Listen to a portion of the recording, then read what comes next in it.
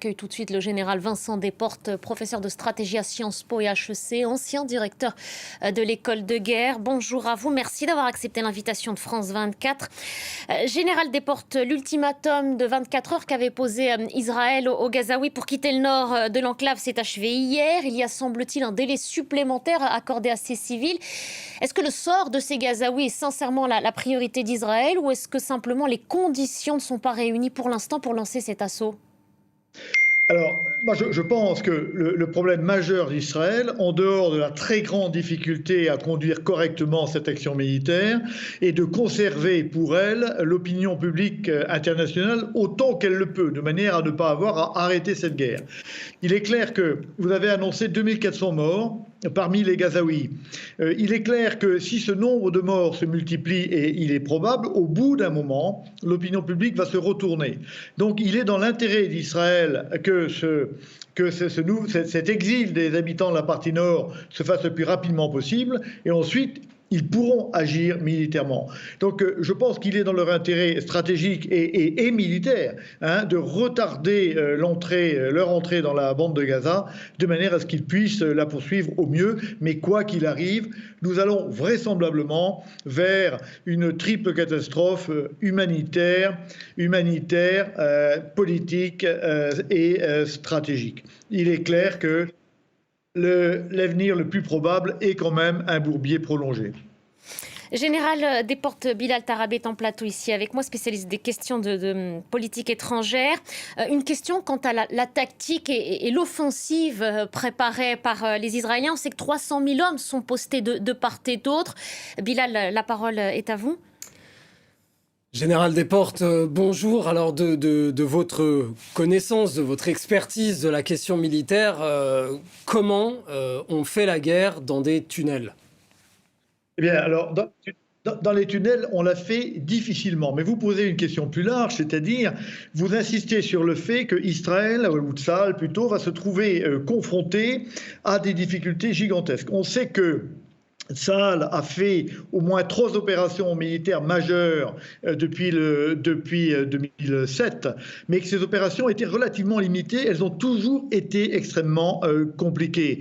Donc Tsahal va se trouver forcément dans les pièges qu'a préparé le Hamas, puisque le Hamas savait évidemment qu'Israël réagirait comme ça. Et ces pièges, vous l'avez dit, reposent beaucoup sur le gigantesque réseau de souterrains dans lequel sont probablement les otages et qui permettront aux soldats du Hamas ou aux terroristes du Hamas, c'est peut-être mieux, de sortir et d'aller attaquer sur les arrières, sur les flancs des troupes terrestres de Tsahal. Général, vous évoquiez à l'instant la question des otages. Il serait au nombre de 150 d'après les autorités israéliennes. Comment est-ce qu'on procède quand la vie de civils est en jeu ? Comment est-ce qu'ils vont procéder pour tenter de les récupérer ? Est-ce qu'il y a une chance de les récupérer vivants ? Alors moi je pense qu'ils ont quasiment fait le deuil de leurs otages. Et on parle depuis un certain temps de l'élargissement de la procédure Hannibal qui permet pour tuer un ennemi de causer des dommages collatéraux dans la population civile. Et on dit que finalement les otages israéliens pourraient être la victime de cet élargissement. Moi je pense, si vous voulez, qu'ils ont un objectif, c'est la destruction du Hamas. La volonté du Hamas, en stratégie bien pensée, était de réduire la liberté d'action d'Israël par la présence des otages. Je pense que, évidemment, Israël va faire tout ce qu'elle pourra pour arriver à protéger les otages, mais je pense que nombre d'entre eux mourront sous les coups d'Israël ou bien sous les actes de rétorsion du Hamas. Cette opération qui s'apparente à une vengeance aveugle de l'État hébreu vise, vous le dites, à écraser le Hamas. Il est impossible d'écraser une idéologie.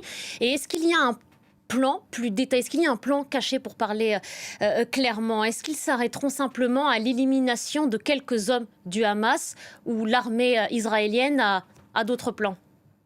Non, c'est bien la difficulté. On ne sort de la guerre que de deux manières. Soit on détruit tout l'ennemi, soit on négocie avec eux. Et donc, arriveront-ils, et peut-être est-ce leur souhait, à produire, à être suffisamment bons dans leur avancée pour pousser le Hamas à négocier et à rendre les otages. Mais vous savez, ça va être très compliqué parce que soit Israël réussit son offensive et donc Israël devra tenir Gaza pendant un certain temps, et on sait que c'était compliqué puisqu'ils ont quitté Gaza volontairement en 2005 je crois, parce que c'était impossible, et ben soit ils vont échouer. Moi je pense que Israël, à la fois, on le comprend, est conduite, ne serait-ce que politiquement, à conduire cette opération, mais c'est une opération qui, quoi qu'il arrive, est une impasse, et il n'y a pas de solution. Il n'y a pas de solution. Ce qu'on peut souhaiter, si vous voulez, on voyait tout à l'heure Anthony Blinken... Général Desportes, vous dites qu'il n'y a pas de solution. Elle n'est même pas politique aujourd'hui, la solution ? Y a pas, vous avez raison, la solution, il n'y a jamais de solution militaire à une crise.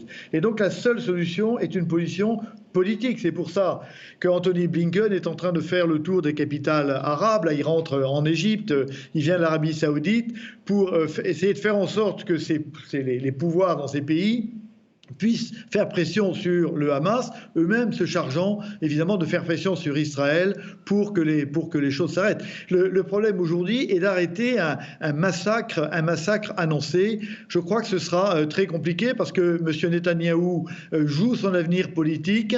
On sait bien qu'il est menacé de prison, éventuellement s'il n'a plus le pouvoir. Et donc, il y a un certain nombre de choses qu'il aille jusqu'au bout, voire qu'il élargisse lui-même le conflit de manière à échapper aux peines qui lui seraient promises s'il n'est plus Premier ministre. Général Desportes, une dernière question si vous le voulez bien pour revenir sur le terrain. L'usage de bombes au phosphore blanc a été documenté par plusieurs ONG, notamment Amnesty International. D'autres experts militaires l'ont aussi affirmé. Quel est votre avis, vous, sur la question, sur les images que vous avez peut-être pu analyser ? Écoutez, mon avis, c'est que le problème du droit international aujourd'hui, qui interdit tel ou tel type d'armes, ne vaut plus. Nous sommes dans un monde qui est dérégulé. Personne n'est capable d'obliger Israël à ne pas utiliser des armes. Israël a subi un assaut qui est complètement évidemment en dehors du droit de la guerre, et quelque part ça leur donne le droit moral eux-mêmes d'utiliser les armes nécessaires pour éradiquer un mouvement dont je rappelle qu'il veut l'élimination d'Israël. Donc c'est très compliqué. Vous savez, la guerre est naturellement toujours compliquée. C'est toujours compliqué de la... Il y a des règles dans la guerre, Général Desportes. Il y a aussi un droit international humanitaire. Vous avez raison, il y a des règles dans la guerre, mais vous savez bien que le droit ne vaut que par la force. Et or, aujourd'hui, il n'y a pas de force au monde capable de faire respecter ces règles-là. C'est bien le problème de notre monde qui est dérégulé et qui est devenu un monde de violence et de rapports de force. C'est bien des nations raisonnables qui avaient créé et imposé le droit de la guerre. Mais il n'y a plus personne pour imposer le droit aujourd'hui. On le voit parfaitement en Ukraine, enfin, dans le conflit entre la Russie et l'Ukraine. Eh bien, ce sera la même chose là. Plus personne aujourd'hui n'est capable de faire respecter un droit international qui est de plus en plus affaibli. Merci beaucoup, Général Vincent Desportes. Merci d'avoir pris le temps de répondre.